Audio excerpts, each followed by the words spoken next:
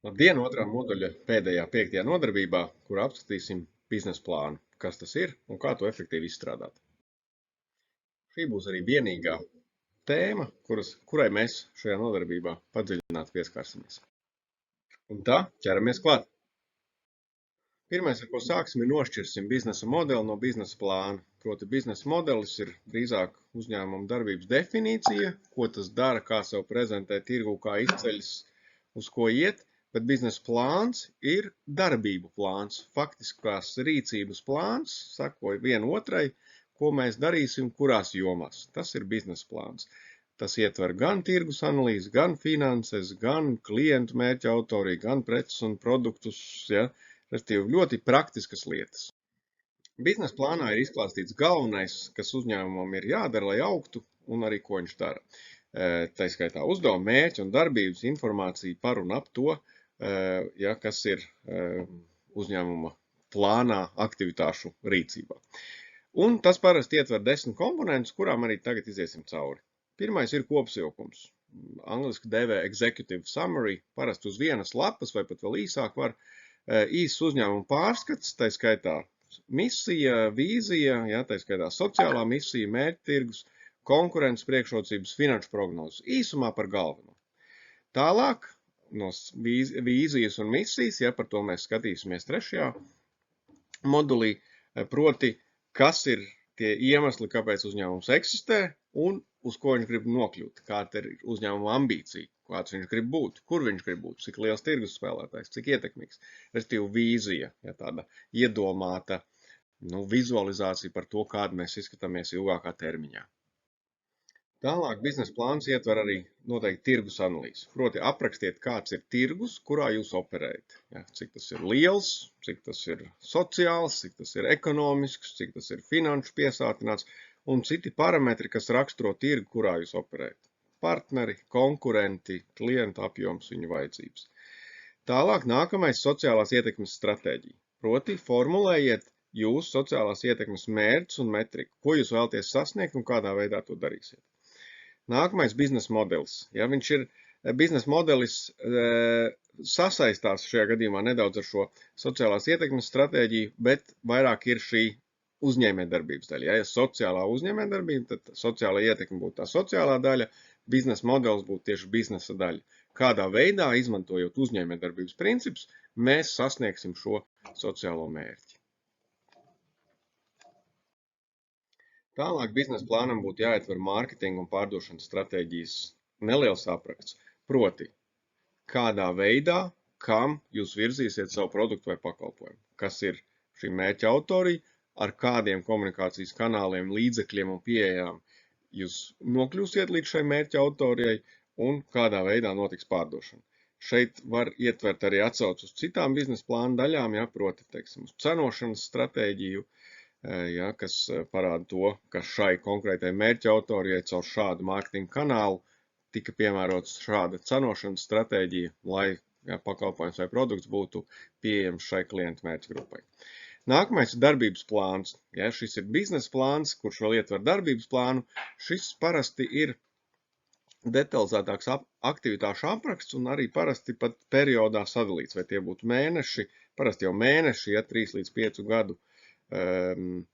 gadu griezumā, ja, vai mēneši, vai semestri, ja, vairāk mēnešu periodu, bet kas ir tās pakāpeniskās darbības, kas parāda to, ka jūsu uzņēmums aug un attīstās, ko jūs veiksiet tad, kad sasniegsiet tādu, ja izpildīsiet uzdevumu vai sasniegsiet tādu mērķi, ko veiksiet tālāk. Viena ļoti svarīga, protams, biznesa plāna daļa ir finanšu prognozes.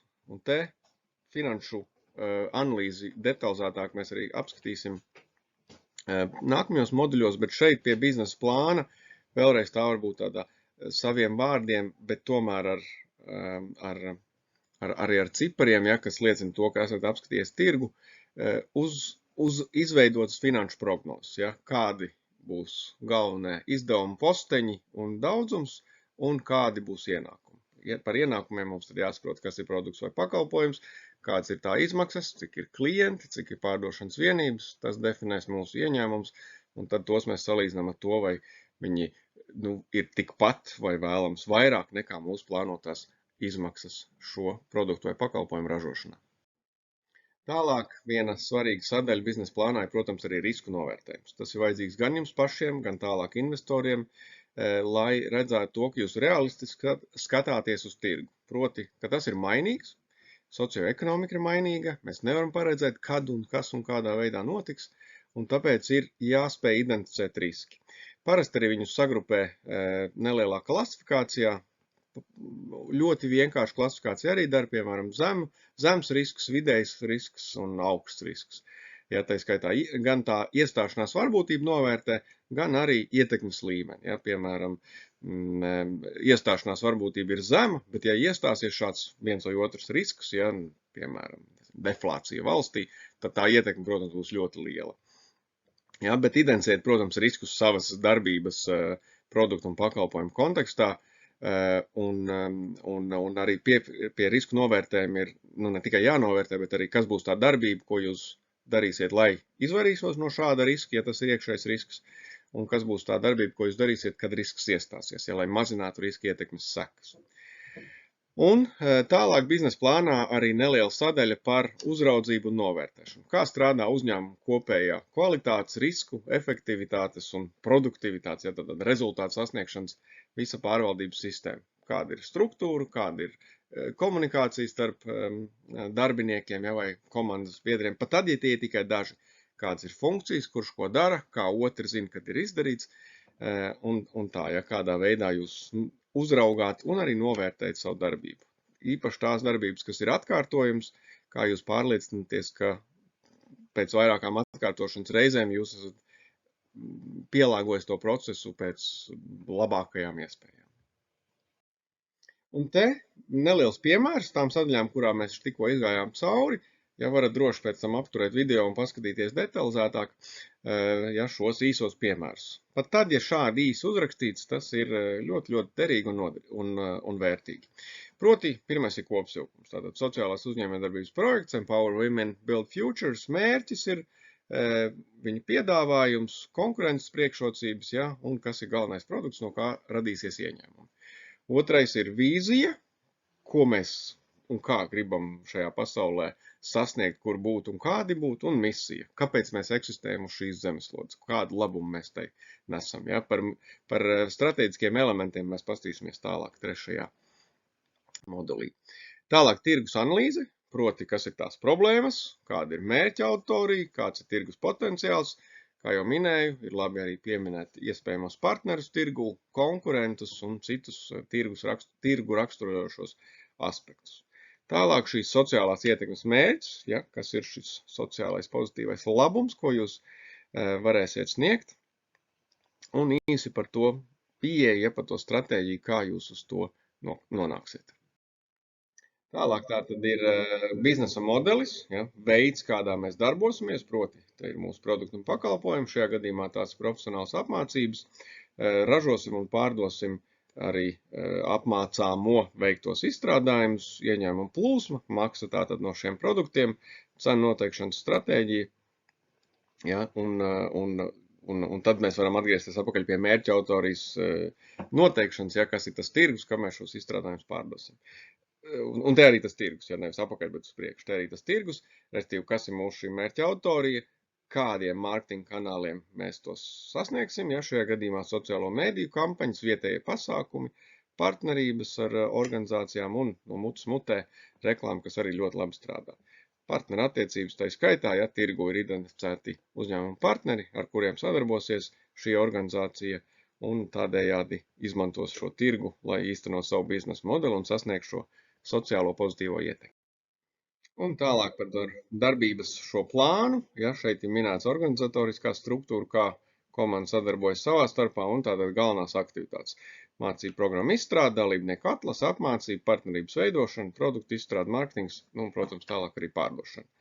Te arī piemērā tātad par finansēm, ja nav jābūt plašai garai vēl naudas plūsmai, galvenie ieņēmumu izdevumu momenti. Te piemērā minēt šie 150 000 eiro taupu iekārtošanai, aprīkojumam un sākotnējām mārketinga izmaksām, ja tā skaitā dalībnieku atlasēji, mērķa autorijas identificēšanai. Un tālāk tātad ieņēmuma prognozes, un iespējamie finansējuma avoti papildus šiem 150 tūkstošiem, kas jau ir minēti. Un šie ir tādi vispārīgie biznesa plānā iederīgie elementi. Tālāk jau skatīsimies konkrēti izstrādājot naudas plūsmu, protams, tur arī izmaksas un izdevumus definēs un detalizēs smalkāk. Un biznesa plāna noslēgumu, šajā piemērā tad pēdējie 2 punkti, tad 9. ir riska pārvaldība, uzņēmums ir identificējis iespējamos riskus, ierobežots finansējums, apmācības sniedzēji citi konkurenti, citi sociālai kultūras šķēršļi, kas grūti savākt dalībniekus, un ko darīs, lai iespējamos risku ietekmi mazinātu. Un pēdējais uzraudzība ir un novērtēšana, kas ir šie galvenie darbības rādītāji. Kā mēs zināsim, ka projekts ir bijis sekmīgs, tā skaitā apmācīto dalībnieku skaits, klientu apmierinātība, ietekmu sabiedrību un veids, kādā šos key performance indicators, jeb galvenos darbības rādītājs, uzņēmums ap. Un praktiskajam uzdevumam šajā nodarbībā aicinam izstrādāt savu biznesa plānu, izmantojiet 10 punktus, ko jums piedāvājām iepriekš. Sāciet ar galveniem atslēgas vārdiem. Šajā vizualizācijā ar krāsainiem apļiem, varat arī šeit ierakstīt galvenos atslēgas vārdus, kurus tad tālāk nelielās rinkopās aprakstīsiet biznesa plānā. Ar to mēs arī tālāk strādāsim turpmākajās moduļos un nodarbībās. Un rezumējot, tad biznesa plāns ir stratēģisks instruments, kas ietver sākotnējo idejas aprakstu daudzos tā aspektos par produktu, par pakalpojumu, par vīziju, par mērķiem, par tirgu, par finansējumu, par uzraudzību, par riskiem, un daudziem citiem elementiem, tad šis 10 punktu plāns, kas ir nepieciešams arī tālāk lēmumu pieņemšanai, komunikācijai un vispār idejas tālākai attīstībai un uzņēmējdarbības uzsākšanai. Aktīvi izmantojot un regulāri atjaunot savu biznesa plānu, jūs pilnīgi noteikti būtiski palielināt savus uzņēmējdarbības potenciāli iespējas. Gan iekšēji, gan ārēji. Tas var būt arī šīs dažas lapas 10 punktos, varbūt arī lielisks materiāls, ko piedāvāt investoriem, ja tāda iespēja rodas ar viņiem satikties.